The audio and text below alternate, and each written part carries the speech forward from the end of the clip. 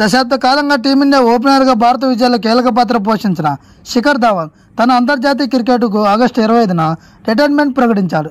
అంతర్జాతీయ క్రికెట్తో పాటు దేశవాళీ క్రికెట్కు గుడ్ బై చెప్పాడు. ఐపీఎల్తో పాటు లెజెండరీ క్రికెట్లో మాత్రమే గబ్బర్ కనిపించనున్నాడు. అయితే తాజాగా ధవన్ బయోపిక్ తెరపైకి వచ్చింది. తన బయోపిక్ గురించి ధవన్ ఆసక్తికర వ్యాఖ్యలు చేశాడు. ఇద్దరు బాలీవుడ్ స్టార్లలో ఎవరో ఒకరు తన బయోపిక్లో నటిస్తే చూడాలని ఉందని చెప్పుకొచ్చాడు. ఒక షోలో పాల్గొన్న శిఖర్ ధవన్ మీ బయోపిక్లో ఎవరు నటిస్తే బాగుంటుందనే ప్రశ్న ధవన్కు ఎదురైంది.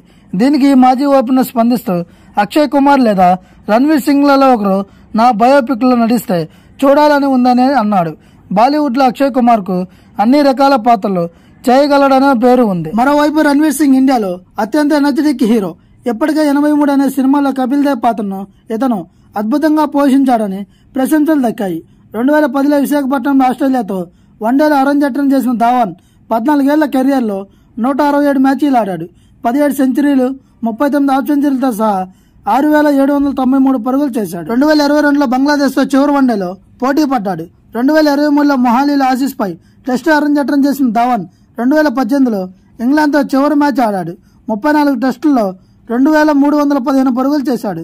ఇందులో 7 సెంచరీలు, 5 హాఫ్ సెంచరీలు ఉన్నాయి. ఈ వీడియో కనుక మీకు నచ్చినట్లయితే please like, share and subscribe.